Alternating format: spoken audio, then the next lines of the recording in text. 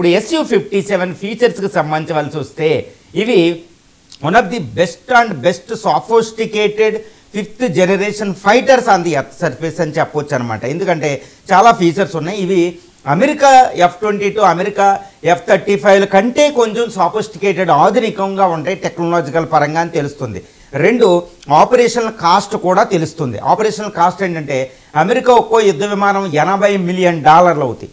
అదే రష్యా అయితే 30 నుంచి $40 మిలియన్ వచ్చేస్తుంది. సగానికంటే సగం ఖర్చులో మనం రష్యా నుంచి కొనేసుకోవచ్చండి. అదొకటి.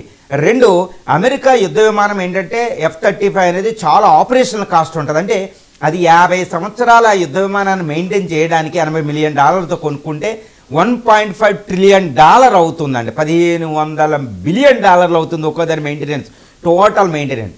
అదే అమెరికా యుద్ధ విమానం ఈ రష్యా యుద్ధ విమానం SU-57 మెయింటైన్ చేయడానికి చాలా తక్కువ కాస్ట్ అవుతుంది ఆపరేషనల్ కాస్ట్. 2 అమెరికా యుద్ధ విమానాల్లో కిల్ స్విచ్ అనేది ఒకటి ఉంది.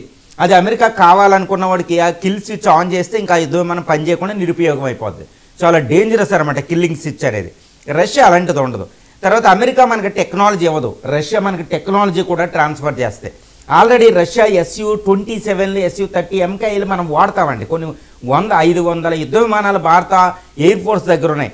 SU-27 SU-30 MKI అని. దాని వార్స్డ్గానే ఇప్పుడు SU-57 వస్తుంది.